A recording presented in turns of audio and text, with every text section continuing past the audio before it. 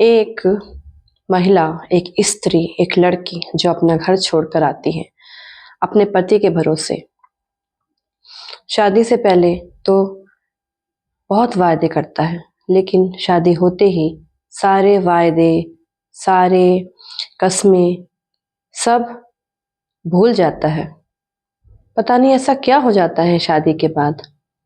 और अगर शादी के बाद इतना उसको बदलना होता है तो ऐसे इंसान को शादी करनी ही नहीं चाहिए।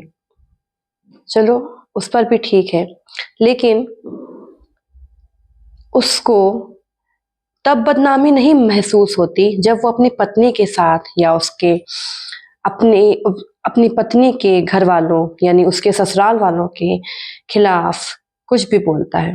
उन्हें गलत शब्द उनके लिए प्रयोग करना और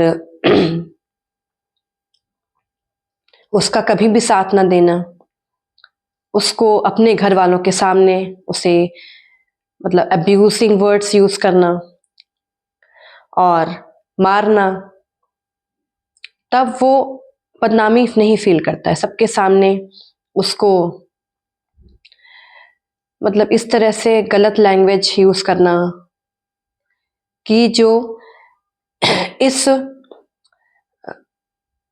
कोई भी महिला अपने मुंह से नहीं बता सकती कि मतलब ऐसे शब्द यूज करना, तब उसको बदनामी नहीं फील होती। लेकिन अगर वही उसकी पत्नी अपने मुंह से सबके सामने ये बता देती है कि इसने किया क्या है, कि इसने ये सब किया मेरे साथ, तब उसकी बदनामी हो जाती है। क्योंकि उस स्त्री, उस महिला, उस लड़की जो भी उसके घर आई है अपना सब कुछ छोड़कर उसके भरोसे, तो उसे चुप रहना चाहिए, उसे कुछ भी बोलना नहीं चाहिए। वो चाहे लाख गलती करे, वो अपनी गलती नहीं मानता। लेकिन अगर अब उसकी पत्नी ने सबके सामने या किसी और बाहर वाले के सामने कहीं बाहर भी चली गई तो उसको बदनामी लगती है। अगर उसकी बात जो भी उसने गलती करी है किसी को बता दिया तो उसे बदनामी लगती है कि मेरी बदनामी करा दी। लेकिन वो गलत कर रहा है अपनी बीवी के साथ, उससे उसकी कोई बदनामी नहीं होती, उससे उसकी बहुत इज्जत बढ़ती है।